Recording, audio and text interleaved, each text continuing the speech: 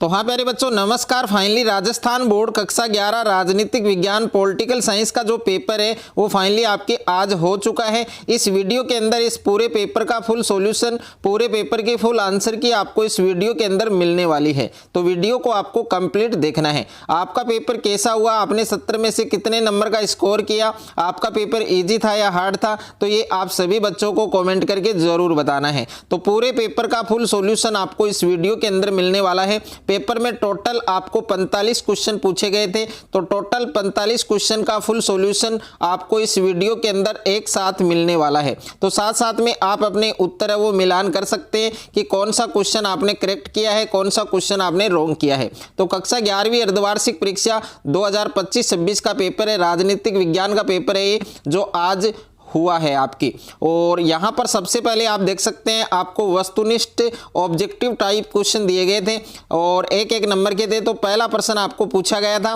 कि संविधान सभा की पहली बैठक कब हुई। तो संविधान सभा की जो पहली बैठक है वो कब हुई थी, 9 दिसंबर 1946 को हुई थी। तो इसमें आपको कौन सा ऑप्शन करना था, बे ऑप्शन आपको करना था। तो इसका सही उत्तर क्या होगा, बे ऑप्शन होगा, यानी 9 दिसंबर 1946। उसके बाद में दूसरा प्रश्न आपको पूछा गया था कि वे कौन से अधिकार हैं जिनका हनन होने पर व्यक्ति न्यायपालिका की शरण ले सकता है। तो इसमें भी आपको 4 ऑप्शन दिए गए थे। तो इसमें आपका सही ऑप्शन करेक्ट होगा, मौलिक अधिकार। अगर आपने इसमें सही ऑप्शन किया है तो ये आपका बिल्कुल करेक्ट आंसर है। उसके बाद में तीसरा प्रश्न आपको पूछा गया है। तीसरा प्रश्न आप देख सकते हैं कि भारत में वयस्क मताधिकार की न्यूनतम आयु क्या है। तो भारत में वयस्क मताधिकार यानी वोट देने की जो न्यूनतम आयु है वो कितनी है। तो प्रश्न संख्या 3 के अंदर आपका द ऑप्शन करेक्ट होगा, यानी 21 वर्ष। ओके, उसके बाद में नेक्स्ट है आपके प्रश्न संख्या 4 आपको दे रखा है कि राज्यपाल की नियुक्ति है वो किसके द्वारा की जाती है। तो राज्यपाल की जो नियुक्ति है वो किसके द्वारा की जाती है। तो 4 नंबर प्रश्न का जो उत्तर है वो आपके ब ऑप्शन होगा, यानी राष्ट्रपति। राज्यपाल की नियुक्ति किसके द्वारा की जाती है, राष्ट्रपति के द्वारा की जाती है। तो इसका सही उत्तर ऑप्शन नंबर ब होगा। 5वां प्रश्न दे रखा है आपके कि भारत के सर्वोच्च न्यायालय का क्षेत्राधिकार है वो किससे संबंधित है। तो भारत के सर्वोच्च न्यायालय का जो क्षेत्राधिकार है वो आपके मौलिक से भी संबंधित है, अपीलकर्ता से भी संबंधित है, सलाहकारी से भी संबंधित है। तो इसमें द ऑप्शन आपका करेक्ट होगा, यानी प्रश्न संख्या 5 के अंदर डी ऑप्शन, द ऑप्शन आपका सही उत्तर होगा। 6ठा प्रश्न आपको दे रखा है द रिपब्लिक पुस्तक के लेखक हैं। तो रिपब्लिक पुस्तक के लेखक कौन है, प्लेटो हैं। तो इसका सही उत्तर क्या होगा, ऑप्शन नंबर ए होगा। उसके बाद में नेक्स्ट है आपके 7वां प्रश्न आपको दे रखा है कि राजनीति ने हमें सांप की कुंडली की तरह जकड़ रखा है और यह कथन किससे संबंधित है, महात्मा गांधी से संबंधित है।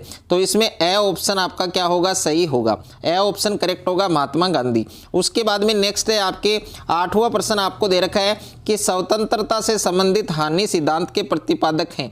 तो प्रश्न संख्या 8 का सही उत्तर आपके ऑप्शन नंबर ए होगा, यानी हानि सिद्धांत के जो प्रतिपादक है वो कौन है, जॉन स्टुअर्ट मिल हैं। तो ए ऑप्शन आपका क्या होगा, करेक्ट होगा।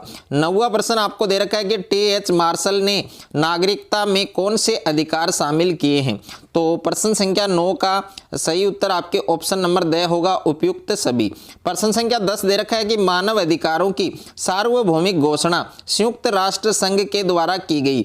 तो प्रश्न संख्या 10 के अंदर ब ऑप्शन आएगा आपके 10 दिसंबर 1948 में। ओके, यानी मानव अधिकारों की सार्वभौमिक घोषणा संयुक्त राष्ट्र संघ के द्वारा कब की गई थी, 10 दिसंबर 1948। तो इसका सही उत्तर आपके ऑप्शन नंबर ब होगा। उसके बाद में रिक्त स्थानों की पूर्ति करें। तो इसमें टोटल आपको रिक्त स्थान वाले प्रश्न पूछे गए थे, प्रश्न संख्या 11 से 18 तक। तो 11वां प्रश्न आपको पूछा गया, रिक्त स्थान दे रखा है ने 13 दिसंबर 1946 को संविधान सभा में उद्देश्य प्रस्ताव पेश किया। तो इसमें आएगा आपके महात्मा गांधी, यानी 11 नंबर जो रिक्त स्थान है इसमें क्या आएगा, आपके महात्मा गांधी आएगा। ओके, महात्मा गांधी, इसमें महात्मा गांधी आपको लिखना था। उसके बाद में नेक्स्ट है आपके प्रश्न संख्या 12 है कि भारत की राष्ट्रीय विधायिका का नाम क्या है। तो भारत की जो राष्ट्रीय विधायिका है उसका नाम क्या है, संसद है, उसका नाम क्या है, संसद। तो जो 12वां रिक्त स्थान है उसमें आपको संसद लिखना था। उसके बाद में प्रश्न संख्या 13 है, निवारक नजरबंदी अधिनियम के तहत नजरबंदी अधिकतम महीने के लिए हो सकती है। तो कितने महीने के लिए हो सकती है? 3 महीने के लिए हो सकती है। तो इसमें आपको 3 लिखना था। उसके बाद में नेक्स्ट है आपके प्रश्न संख्या 14 है कि भारत का उच्चतम न्यायालय है वो किस में स्थित है? तो भारत का जो उच्चतम न्यायालय है वो किस में स्थित है? नई दिल्ली में स्थित है। तो इसमें आपको नई दिल्ली लिखना था। ओके।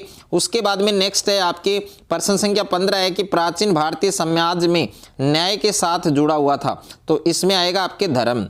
न्याय के साथ कौन जुड़ा हुआ था? धर्म जुड़ा हुआ था। तो इसमें धर्म लिखना था। उसके बाद में प्रश्न संख्या 16 है आपके वे अधिकार जो हमें जन्म से प्राप्त हैं जिसे कोई व्यक्ति या शासक हमसे छीन नहीं सकता, वे अधिकार कहलाते हैं।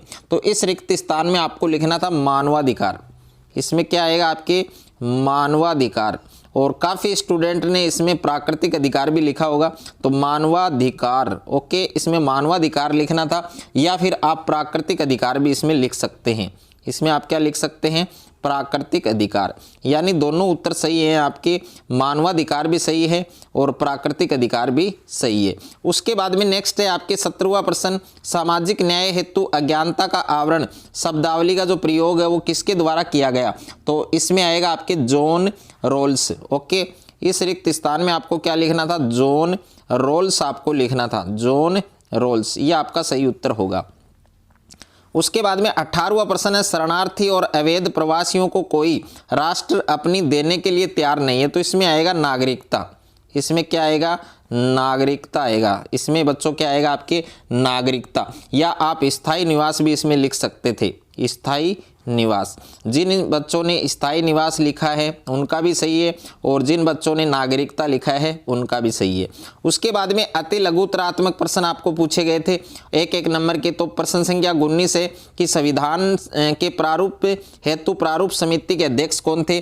तो इसका उत्तर होगा doctor Bhim R Ambedkar. Doctor, और उसके बाद में भीम, और उसके बाद में आर, उसके बाद में अम्बेडकर।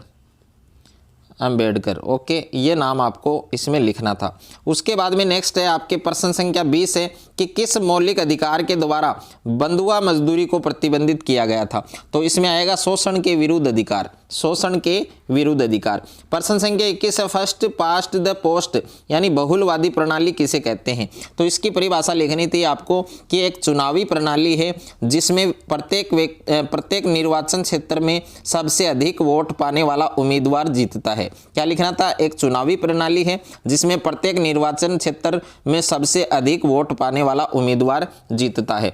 उसके बाद में सरकार के कितने अंग होते हैं? तो सरकार के 3 अंग होते हैं। कौन कौन से होते हैं? एक तो विधायिका, एक कार्यपालिका और एक न्यायपालिका। उसके बाद में प्रश्न संख्या 23 है, मुख्य न्यायाधीश की नियुक्ति है वो किसके द्वारा की जाती है? तो इसका सही उत्तर होगा आपके राष्ट्रपति। प्रश्न संख्या 24 है, समानता के 3 आयाम कौन कौन से हैं? एक तो राजनीतिक समानता है, एक सामाजिक समानता है, और तीसरा आपकी आर्थिक समानता है। उसके बाद में प्रश्न संख्या 25 के अंदर लघुत्तम क्षेत्र से क्या अभिप्राय है? प्रश्न संख्या 26 अधिकार किसे कहते हैं? तो ये तो इजी प्रश्न थे आपके, ये आपने कर लिए होंगे। प्रश्न संख्या 28 आपको पूछा गया था, हिंद स्वराज पुस्तक के लेखक कौन है? तो हिंद स्वराज पुस्तक के लेखक कौन है? महात्मा गांधी हैं। बाकी बड़े प्रश्न हैं आपके, लघु उत्तरात्मक हैं, दीर्घ उत्तरात्मक हैं, निम्नात्मक हैं। तो इन सभी प्रश्नों के जो उत्तर हैं वो ऑलरेडी मैंने टेलीग्राम चैनल पर अपलोड कर दिए हैं। वहाँ से फुल आंसर की जो PDF है वो आप डाउनलोड कर सकते हैं। तो पूरा पेपर इजी था आपका पेपर कैसा हुआ, आपने 70 में से कितने नंबर का स्कोर किया, ये आप सभी बच्चों को कमेंट बॉक्स में ज़रूर बताना है।